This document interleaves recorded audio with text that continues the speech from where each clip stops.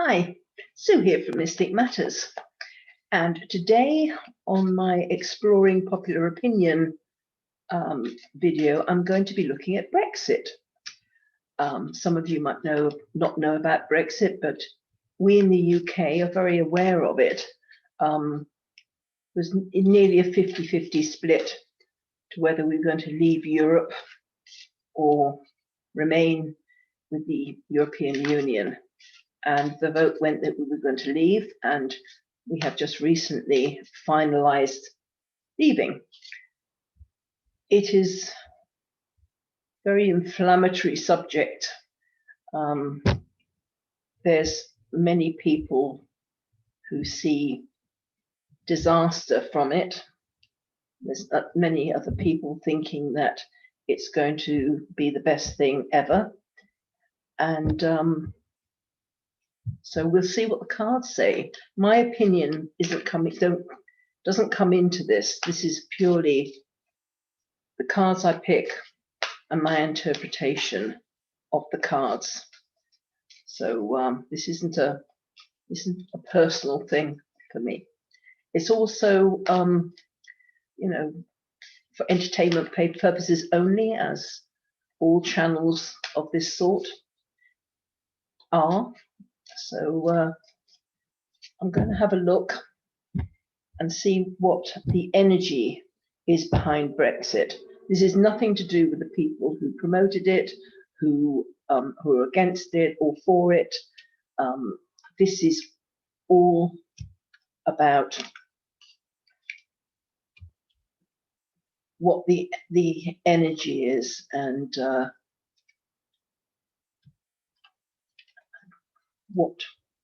where we go from here.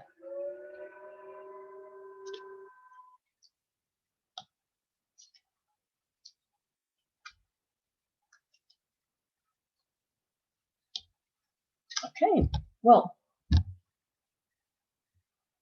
the first cards are very relevant actually here. What we do is we're looking here at leaving. It's walking away and starting something completely new, because I believe we've been part of the European Union for about over 40 years. So this was quite a major leave, because everything's attached to everything else, and it's not cut and dried. It's not black and white. But we have walked away. So the UK has walked away, and because there was a feeling that we'd done everything we possibly could, and there's nothing else we could do in that particular scenario, and it's time to walk away and start again if necessary. However, what's challenging that decision is fear and anxiety about the future, and it's tied up with guilt about what has or hasn't been said in the past. For instance, it could be the guilt for people who have basically think certain things would happen and they haven't happened. So the public has been waiting for different wonderful scenarios that never actually took place. So there is feeling amongst some of the population that they've been duped, that they were conned into voting to leave. And there's other people that are really kind of very happy and feeling that we were being held back. So, but there's a lot of really strong feeling about it, and there is a lot of fear and anxiety about the future of the UK now that this decision has been made, and it's gone through. We left 31st of December 2020, and we're now starting to see the impact of the leaving. What's around is there are lots of opportunities, and it's up to the UK to actually make the choices, you know, but not to try and grab too many at once. Just prioritize, decide what's best for the UK. This, I suppose, probably would realistically be more in our politicians' hands and the public. But unless kind of referendums come out and things like that. But we have to trust that the politicians are looking out for the best opportunities for us, because we don't really have much say that I can see on an individual level. But we will see what transpires with that. But there are opportunities out there for the UK. The motivation, though, is that we're not listening. And I haven't to look at this from the UK's point of view, because we are Brexit. We're not listening to other people, other people's opinions. We're putting our fingers in our ears and going la la la la la. So it's like we're not receptive to maybe other countries, or maybe it's just purely we're not receptive to European Union. And I know from seeing the news that there's a lot of friction between the countries here and the EU and Britain and stuff. So we're having to, well, we don't have to do anything, do we? We just have to see how it kind of plays out. But there is a lot of friction, and people aren't listening to each other. Everyone's got their own ideas of how this should move forward, and they're talking but not listening. In the past, there was a feeling of success. You know, we got it done, as a kind of a well-known politician would say.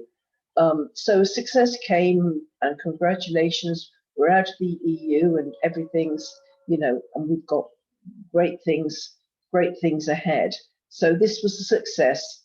People wanted to leave the EU, had achieved that, and you know, but now we have to look at what comes next. So there are opportunities. In the near future, it's a feeling of feeling a bit on shifting sands. Our intuition is going to come at play. So the feeling of the uncertainty of what's going to happen, because anybody that lives by their intuition is not solid. It is going with how you feel, and that is the best way of doing that.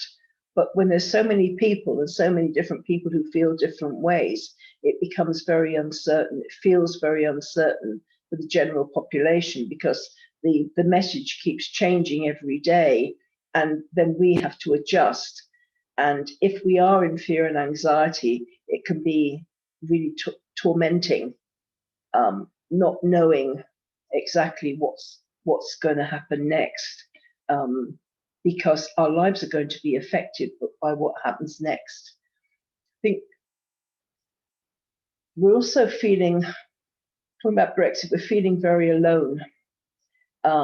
It's like listening to our inner voice, but again, not listening to other people.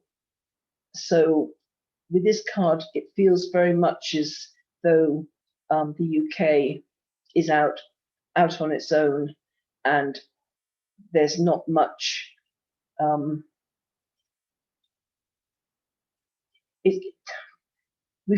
We're feeling, it's like a feeling of isolation. And I think this is something that's going to go on for a little while. I said again, on shifting sands, not knowing exactly what's happening, because though there's opportunities, we don't know what opportunities are going to be utilized, if they're going to be best for us or not, because us as individuals don't have those choices. We have to trust that our politicians and the governments have our best interest at heart.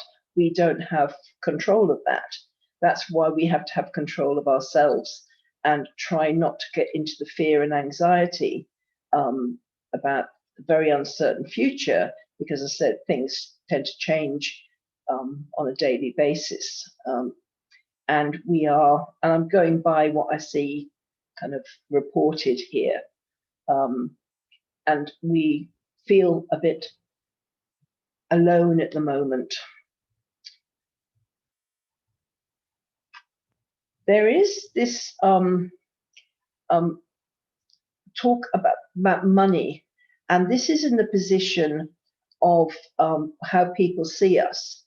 And it's like we've got the UK, we're seen to have more money than we would have before.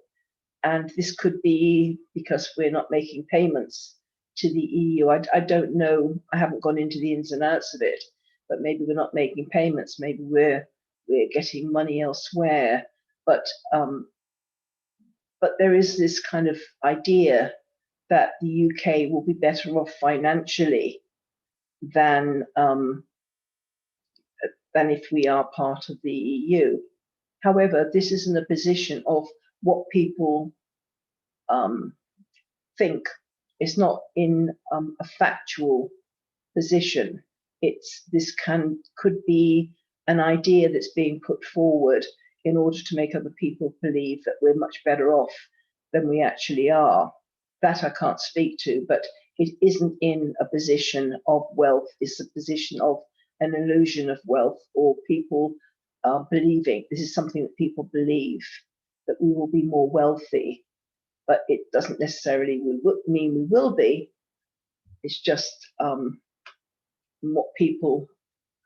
what's being put forward, what's being fed to the public, maybe.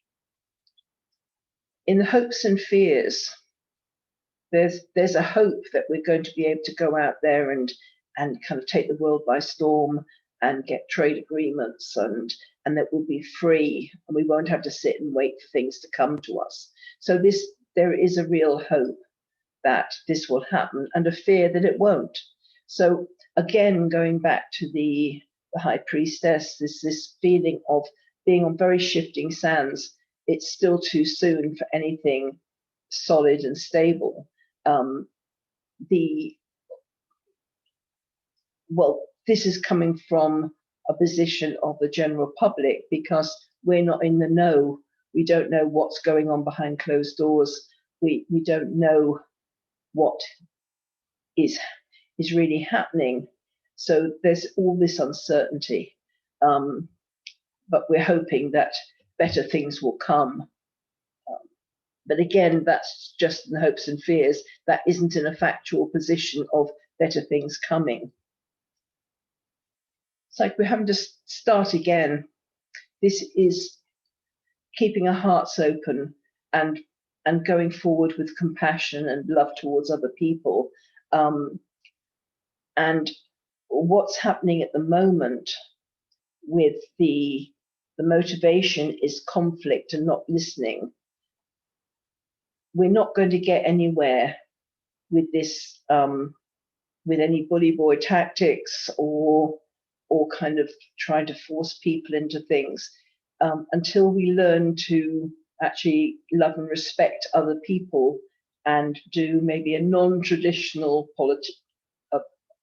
political move.